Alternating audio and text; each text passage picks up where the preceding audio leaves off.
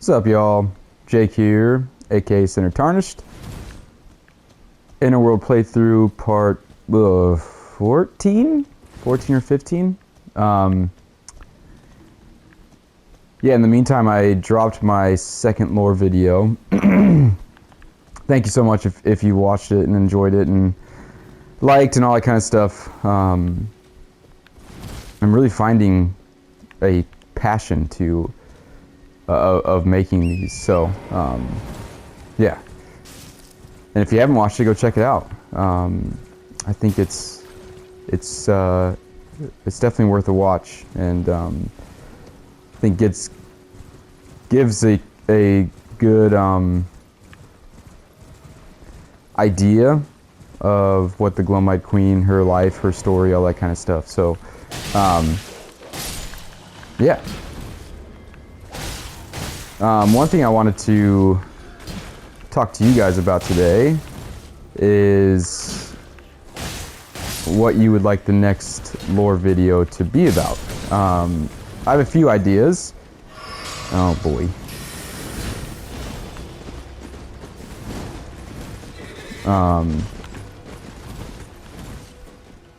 Oh, you guys not going this route? So I think I'll give you guys kind of maybe 2 or 3 options, and then we can collectively decide from there.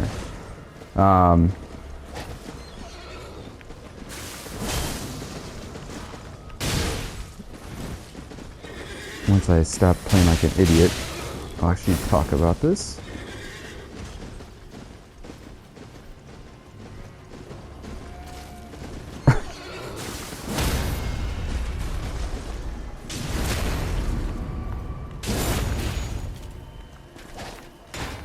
Oh, what?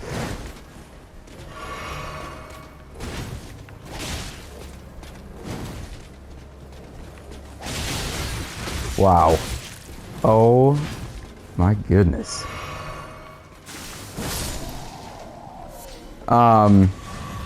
Beast liver. Huh, interesting. Okay, so I think first option, and one that I think would be really cool, because I don't think people have quite... I haven't seen, I guess, a satisfying answer for this one. And I think that with things that we've talked about earlier, we are more on to what Miyazaki was kind of trying to portray. But that would be Mikola and the Outer Gods. I think we have a pretty unique POV on that. So that would be one. Number 2 would be sorry, a deep dive into the Elden Lords and what they mean. I talked about in another video, as well as I kind of touched on it on my Glowmite Queen lore video. But the fact that I believe the Elden Lord is just America's animus, and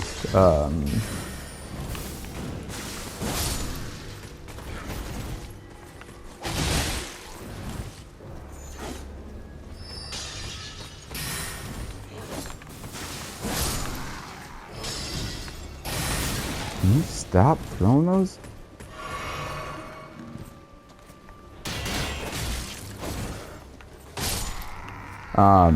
Yeah, so it'd be a deep dive into that, looking at the different stages of Carl Jung's animus development. And then I also think that I have kind of stumbled upon what Placidusac's,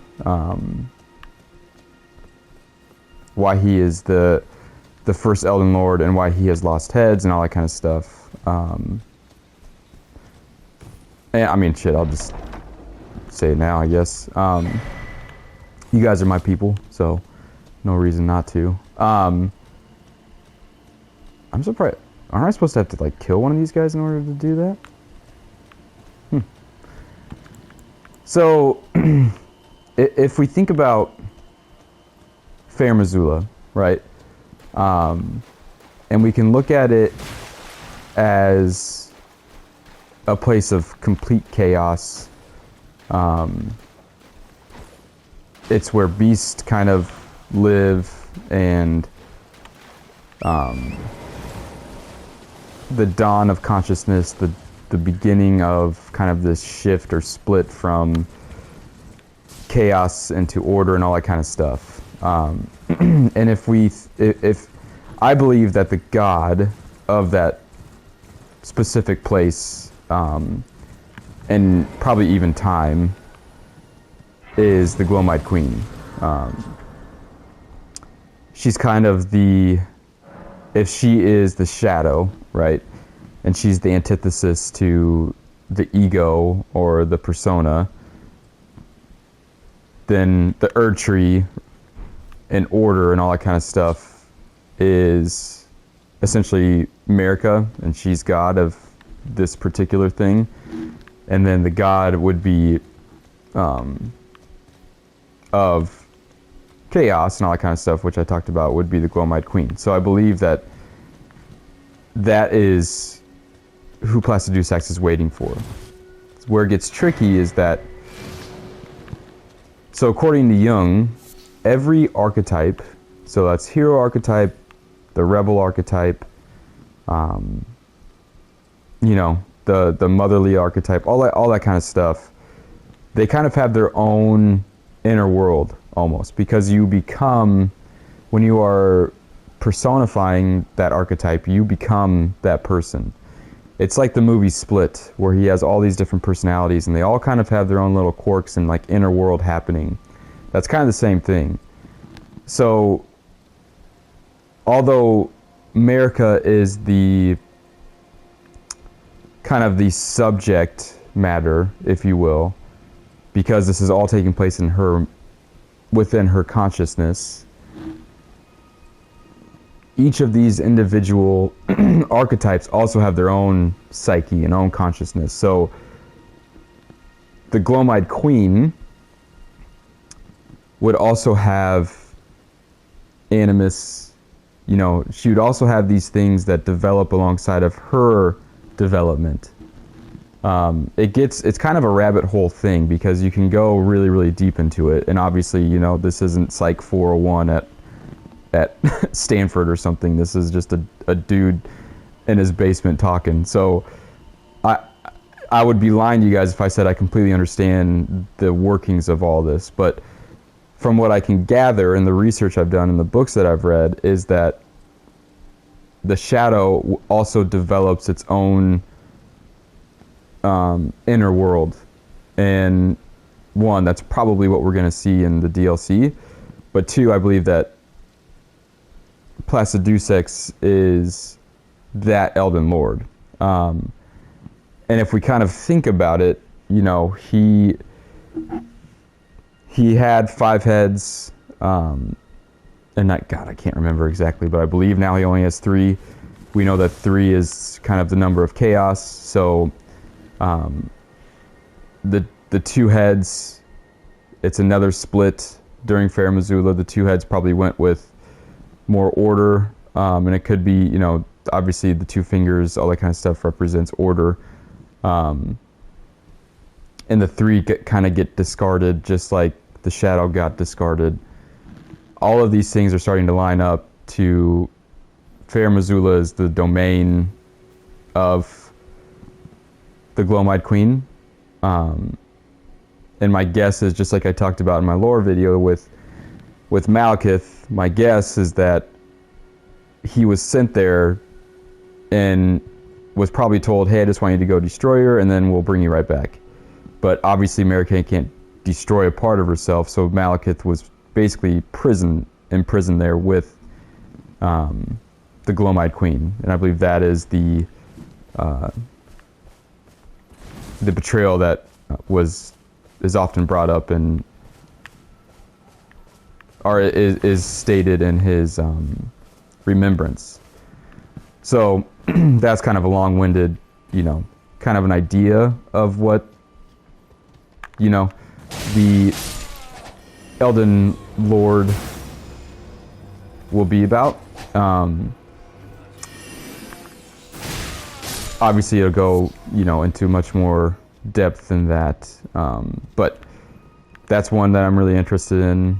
I would say the process of individuation, but I still think we're a little bit away from that. So when I first started this, I thought my first lore video would be enough information to get to that point. But when I watched it, it was like drinking out of a fire hose. Especially I had my wife watch it, and she's like, "This is really good, but this is a lot of information." So I want these next several videos to kind of go deeper into 30, 45-minute videos into each, shadow, the animus, the self, all that kind of stuff. So although the process of individuation and all that kind of stuff is definitely up there, I think it's pretty far removed. And then super quickly, the last one that I'd probably do is probably about Melina. And I very briefly touched on it in my Glowmite Queen video, but I believe that she is actually the representation of the self, the culmination of all these different aspects of our psyche. And I previously stated that I thought it was the Elden Beast, but I think I'm off on that. I think the Elden Beast represents something different, which actually I believe one of you guys mentioned it to me, or at least started me down that path. So yeah, so those are the three. Let me know in the comments what you guys want me to do. I think my personal one would probably be Mikola. I feel like that one would be really, really cool, and one that I don't think people are expecting. Because all the videos that I've read are, he's such a mysterious character, and we don't really get much information on him. But I believe that we understand what Miyazaki is trying to represent him, what he is trying to represent via Mikola. So, but I think they all sound good. So let me know. So, Mikola and the Outer Gods, number 1. 2 would be the Elden Lords. And the development of the Animus. 3 would be Melina and kind of the realization or the reintegration of all the different aspects, and her representing the self. But either way, let me know. EG, forgive me. These royal grounds were placed in our trust, but we stood no chance.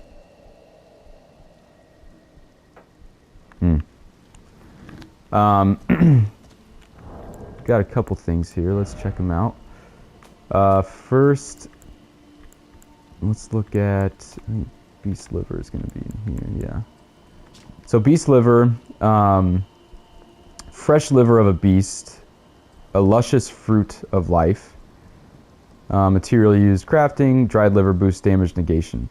So I think one thing that is super important, and I tried to explain this in Reddit and kind of got, I got hounded for it. But there's no way in hell Miyazaki developed a gigantic world with a gigantic map and didn't put as many clues in that as he did everywhere else. So I've already kind of, in my Discord, I kind of explained about, the fact that the map as a whole looks like a fetus in a womb and all that kind of stuff. And that, to take that one step further, I believe that the one-eyed god, if you look, once we get the whole map, the eye is almost right where the Giant's Forge is at. And I think that either way, I believe that a lot of these things, so the Beast Liver, I believe, although yes, if you look at it just from two-dimensional view, beast liver, we got it from a horse, makes total sense, right? We make other things out of it, but it's also like, okay, so where's the liver inside of this human body that we are essentially playing in? And if it does damage negation, where do we find what's around there that is associated with damage negation? That kind of stuff. And then we have, you know, the ovary and all that kind of stuff. So land octopus eat humans in order to bear young, and theirs is the blood that runs through these ovaries. So kind of a direction that I want to go in. So if we look at, if you go to my Discord and look, you will see, so essentially this is like the torso, and then these are the feet. So one's curling up and one is kind of curling down. This is the umbilical cord, and it's Ronnie's tower, which is really interesting. And then this in here would essentially be like its like gut, and perhaps its heart, which is interesting because we know that in here is Renala, who seems to be completely like heartbroken, and Radagon gives her the egg. So if this represents the heart, you know, and the egg essentially makes these demigods perfect and whole and all these kind of things. And then surrounding it would be like this, you know, the stomach and all this kind of stuff. So just kind of want to keep that in mind as we're going through this, because I think it's such a, when I discovered it, I was like, holy shit, this is really, really cool. And I haven't heard anybody else talk about it. So not that I'm not tooting my own horn or anything, but I think it's like very, it's like new territory. And I think it's really fun to discover that and discover it with you guys who are watching. It's not very often that like you get, especially a game like this where there's so much content and there's so much stuff on it, to feel like you are part of a new thing. Like I kind of always feel like, you know, oh, you know, Vadi discovered it, or Quelaag, or one of the other really incredible, oh my god, creators. But this is a unique kind of POV that we have discovered that I'm just really excited about, I guess. I'm like really lost here right now. I'm like, it's hard for me to talk and play this game.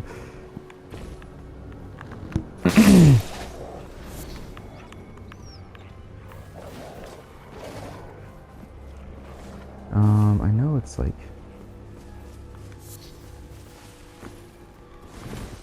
do I just go through here? Just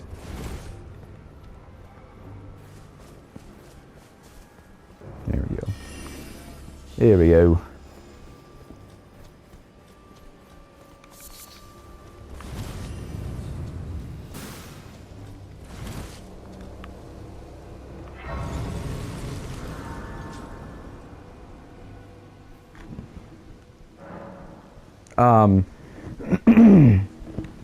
So, I believe one of you mentioned that EG could very much represent like the Animus, or something of that kin to Ronnie, which I think is pretty accurate. So, just like I said previously, you know, all of these different archetypes. So Ronnie is very much the rebel archetype, and she has a shadow, and it would make sense that she has an animus, just like, you know, the Glow-Light Queen is the shadow archetype, and she would also have an animus and things like that. So it's interesting that he's wearing the Nox helm, which to me represents you're not letting, you're not getting Okay, so there's a blindfold to me which represents like dogmatic ideology, where you're just not open to anything. You're shutting everything out, and you are very much like focused on your one thing. And then I think that this helm represents more of you're not, although you're open to it, you're not letting those outside influences essentially take over your thoughts. This is what, like, I believe that it's, that's kind of what this helm represents. So, if he is the animus tyranni, which means that he's kind of like the order, the logos, that type of, I mean, he represents more of like a, he's a very developed animus, right? He's not about strength. He's not a war hero or a prophet. He's very much like a very balancing partner to Ronnie. He's kind of like, he's very wise. He gives very good and sound advice, those types of things, which is why Ronnie is able to, I believe, kind of take over, or as an Empyrean, because she has all of these different aspects that are kind of honed together, making her more of a complete individual. But let's chat with him. Well, look at you. We don't receive many visitors. I presume you are tarnished? What brings you here? Oh, pardon me. It's hardly my place to ask, is it? I am E.G., a blacksmith who once served the Carian royals. An old codger who refuses to retire his rusty hammer. So here I am, still quietly plying my trade on this spot. Perhaps you'd like a display? These bones are old, but still able.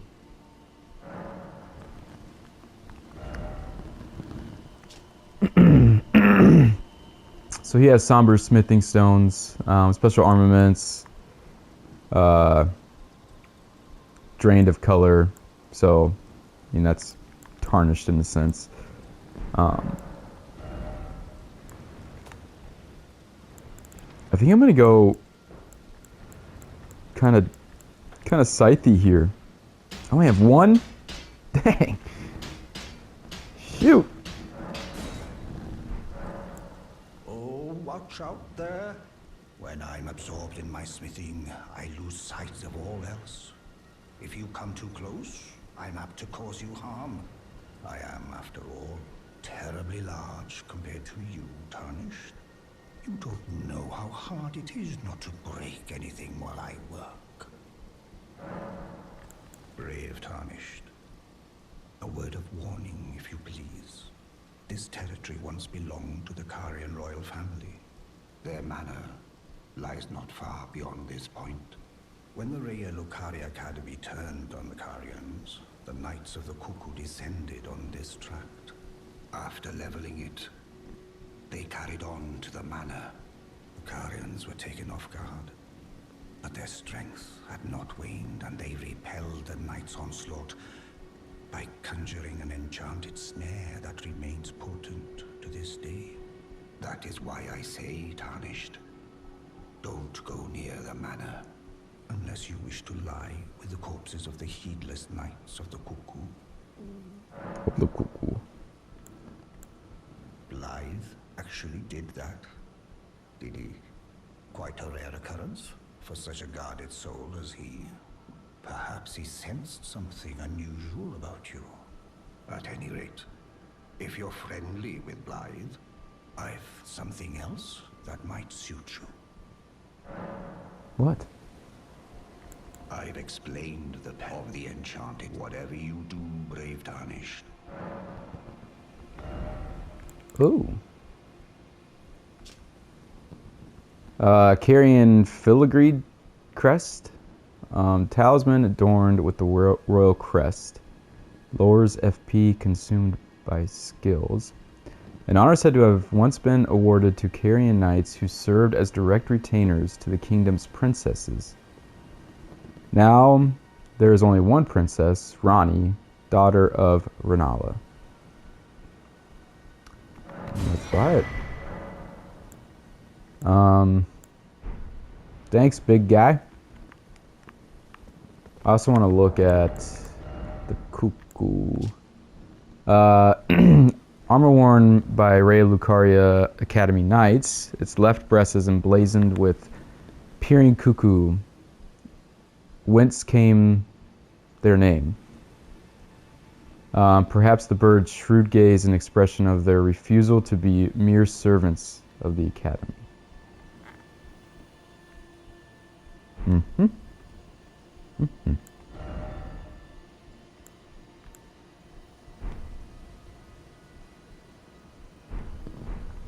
Okay. Let me see here. Well, let's also look at the map pieces here, right? So Liurnia West, the majority of Liurnia, known for its vast forests and ever-present fog, is sinking into a lake. The western coast has always been closely associated with Carian royalty.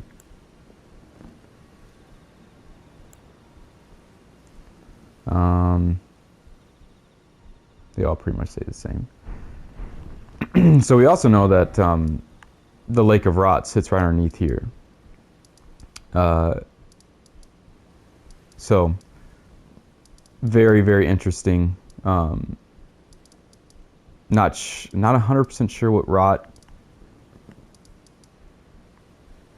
Yeah, it's something that needs a little bit more. Let me see. What do I want to do right now?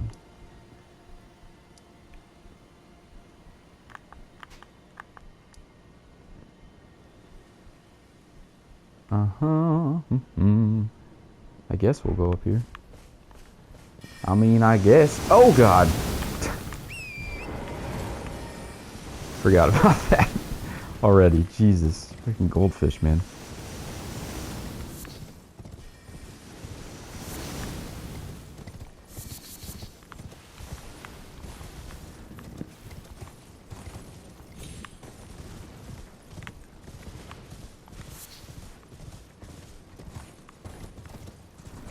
Need to find some ones here.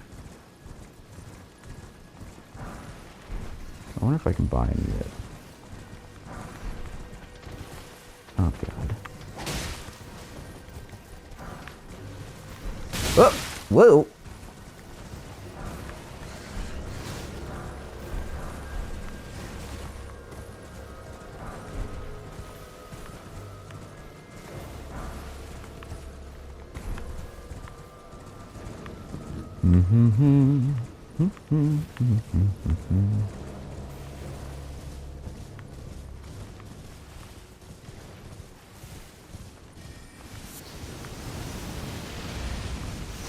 Whoa.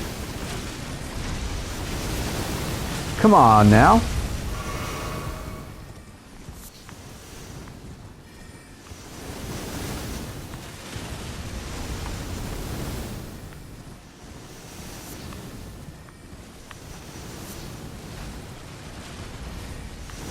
Oh.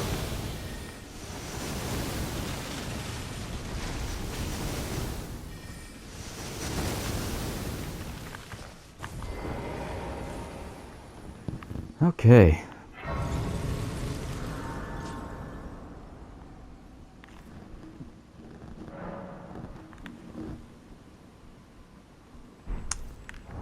Let me see.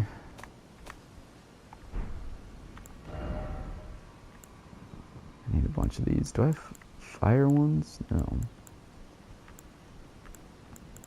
Ugh, I hate these.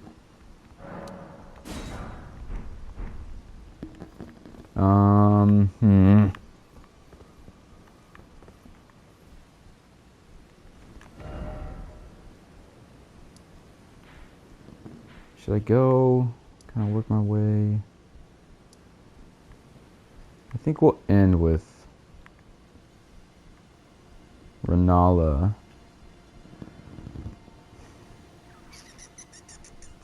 I just want to jump that to make it easy to go over here.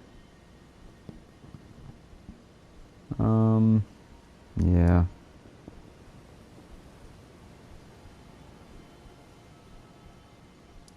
I could do, let's do Hyetta. I think I've already talked to her there.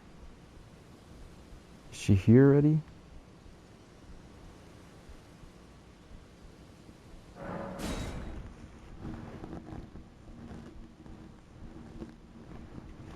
How long have we been going here? Oh, 30 minutes. Awesome. Let me, while I'm kind of going through this area, I'm going to get my handy dandy comments out here. Let's see here. Where do we need to start? Let's go back to part 11, maybe?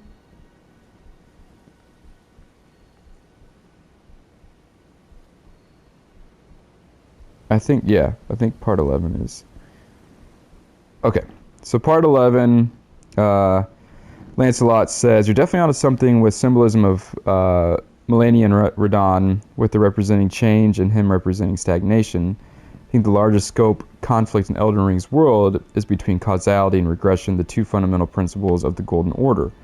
Rot is endless decay and rebirth, causality. Opposite this is stagnation and regression, which we see not only in Mikola, who is the eternal child, but also Radon, who is a figurative one. As you mentioned last episode, the guy would rather halt the movements of the celestial bodies than retire his childhood horse. Yeah. I recently revisited the very first trailer for the game and was struck by how it contrasted with scenes of Melania and Radon with the scenes of Marika and Radagon. Interesting. Their conflict also comes down to causality and regression, but it's harder to tell which is which. You can see Radagon as regression, vainly attempting to maintain the stagnant Golden Order, and Marika as causality, shattering the ring to alleviate the world's stagnation. But you can also see it the opposite way, with Marika as regression, shattering the ring to break order down into chaos, and Radagon as causality. I guess I don't really have a final point here, trying to parse out implications of all this, but it's a little overwhelming right now. I feel you, dude. I think causality-regression dichotomy is important to any interpretation of the story. I agree.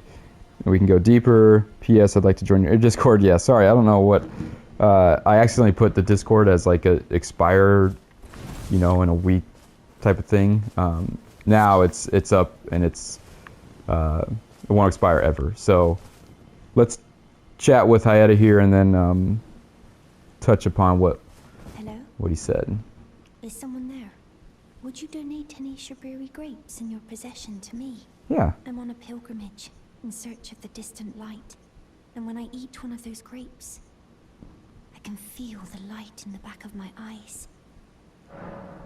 Oh, many thanks to you. Now I can feel the distant light once more.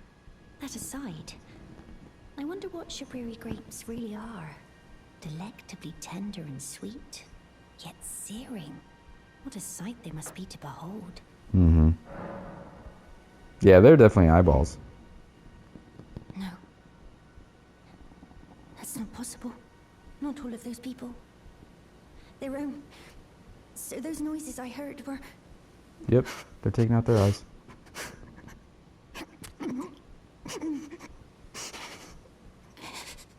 Sorry. I'm alright now. Don't mind me. I apologize. You only did as I asked. I'll be fine. Think no more of it. I absolutely love this part. Oh, God. You okay, girl? I apologize. I'll be fine. Okay. All right. So, yeah. So, removing eyeballs and mental illness, I think, is... I don't want to say it's like a... It's definitely not a common thing. Definitely not a common thing. But I think especially people who have severe mental illness. You know, paranoid schizophrenics. Again, I'm not qualified really to put these grandiose things out there, but I think what they're trying to get at is people who have mental illness. I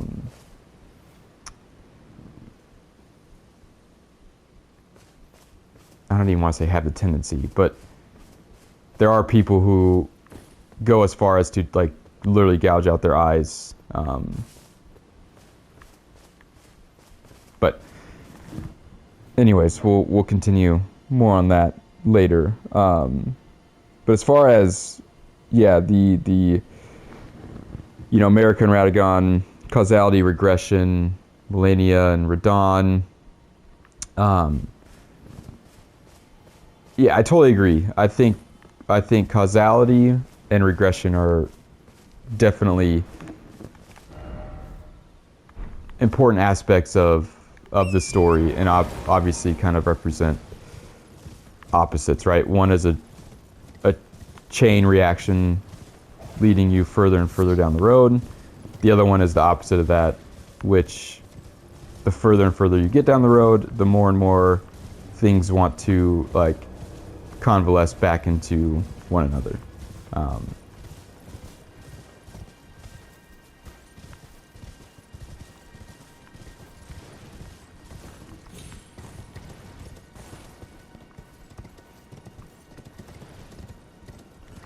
So if we take the story of America and Radagon, which I believe that we have a pretty healthy understanding of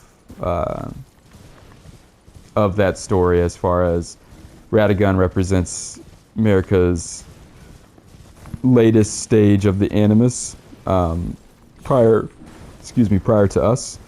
So he's very much a war hero, kind of a prophet, that kind of direction. And we represent more of a balancing partner, further developed, that kind of thing. So it's possible that let's see here. If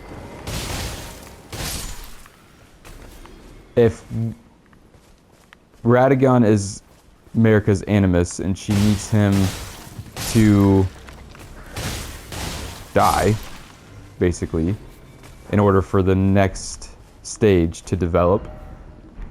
Perhaps the same is true with Radon, and that would then be Miquella's Animus, because I believe that Millennia, I always feel like I'm saying her name wrong.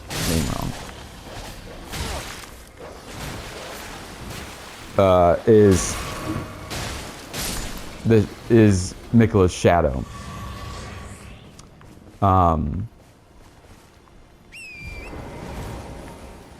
So Radon could very much be her Animus, and they are trying to go through the process of individuation themselves, or himself or herself. He's pretty androgynous, so Radon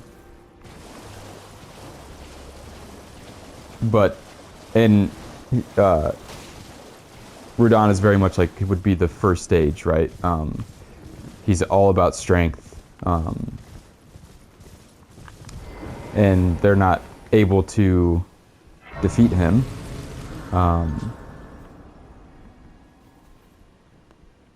Not sure that quite fits.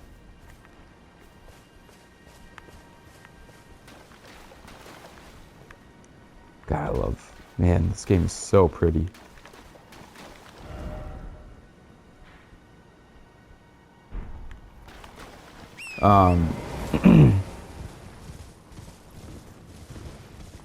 I think it's probably more true that Radon just represents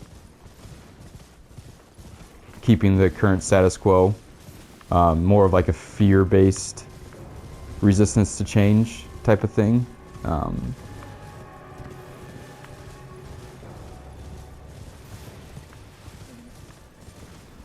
But yeah, if it's really interesting that they mirrored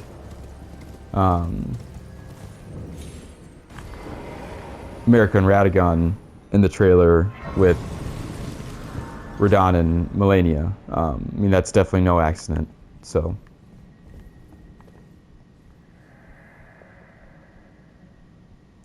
O celestial globe, transmit to posterity the wisdom of the moon and stars, and obscure forever the transgressions of the princess.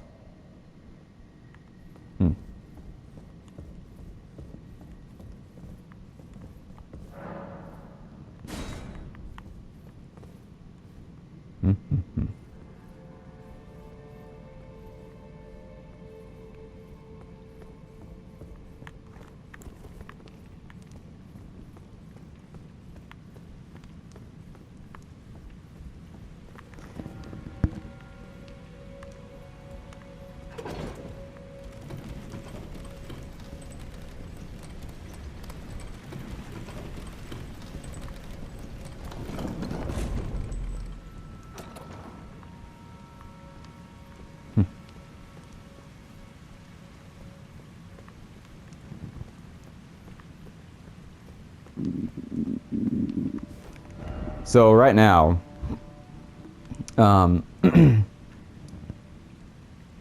this, like I said earlier, would represent the umbilical cord. The water surrounding would represent the womb. So this is like the tether to the mother.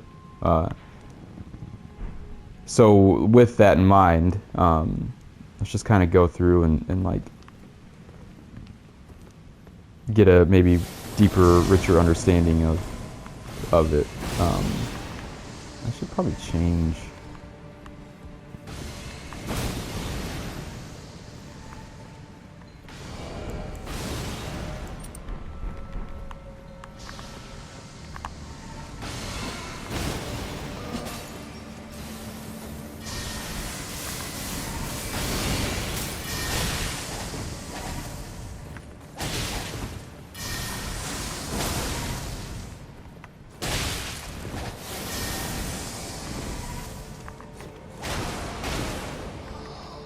Man, I need some stamina.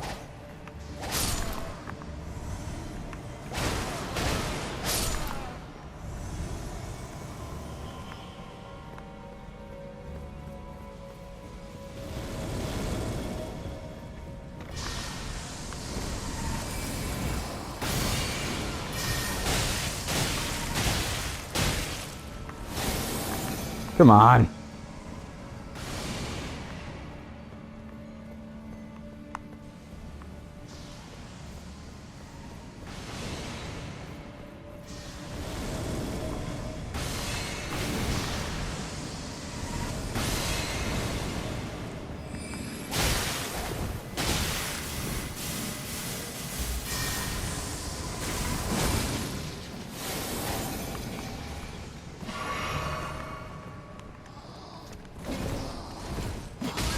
Now.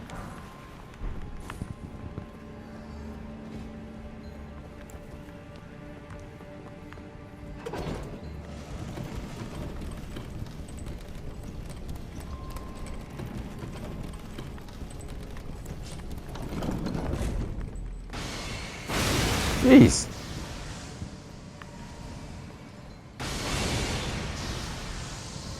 Come on, come on, come on. Whoa, what the?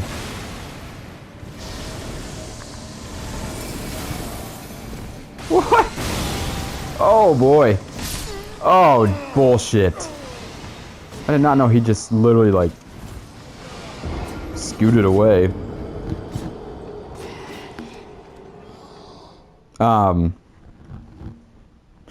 Yeah, so I think it makes sense, right, as far as because we know that Renala is very much like a motherly figure. And that Ronnie represents like the rebel daughter.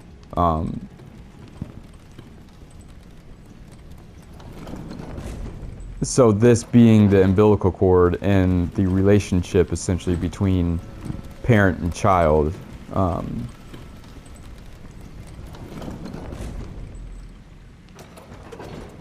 is all the more fitting.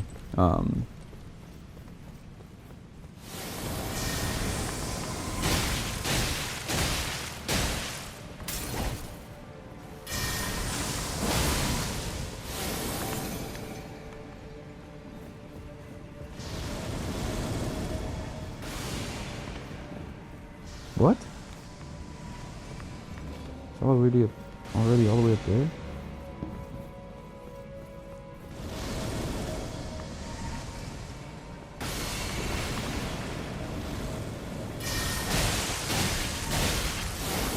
Oh, come on.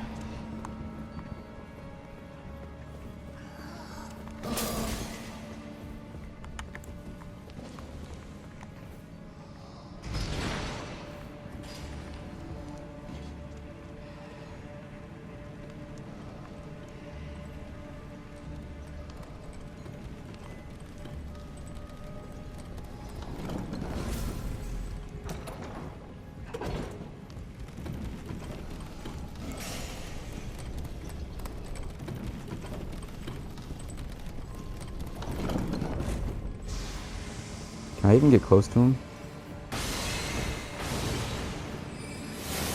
Nope. Oh god.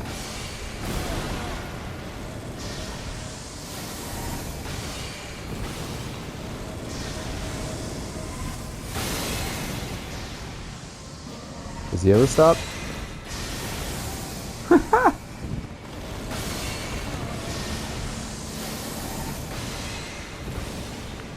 Whoa.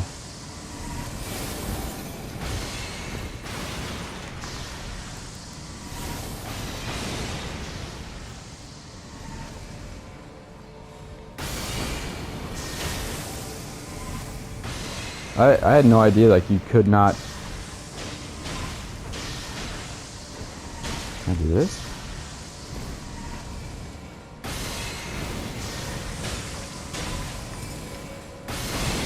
Are you gonna disappear on me? Oh, you're not.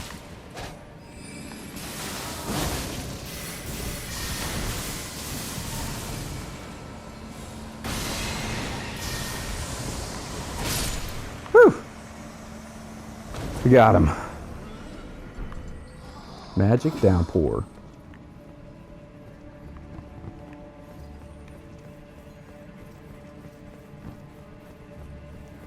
I also find it interesting that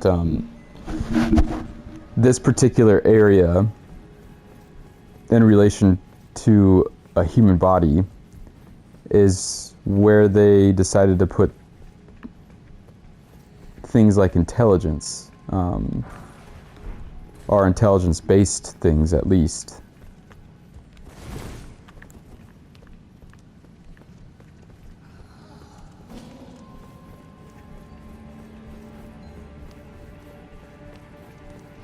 But you can tell that this has been discarded for a very, very long time.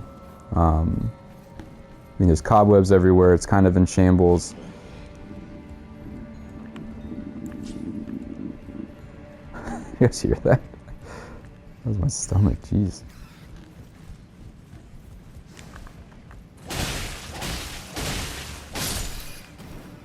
Oh, come on. Holy shit. Don't kill me. Don't kill me.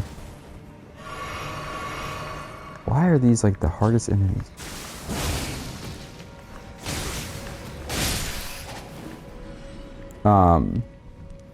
Oh, even they come up here?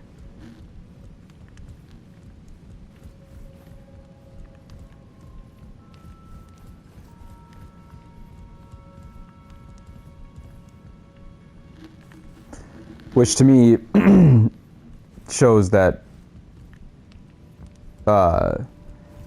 America has long since discarded this part of herself. The more, you know, inquisitive,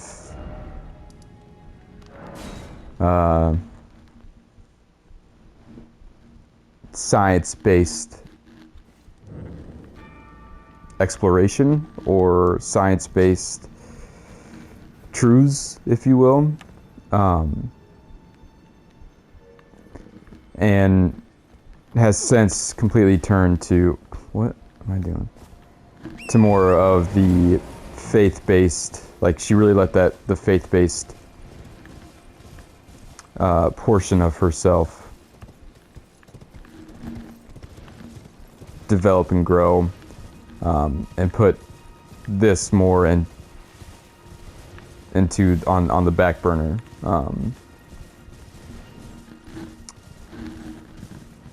But yeah,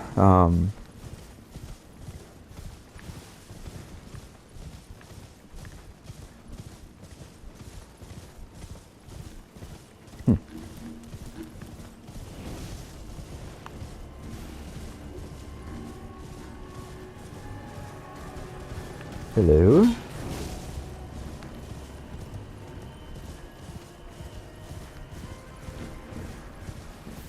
Is there not a side grace here? I don't think that there is. So, all right, y'all.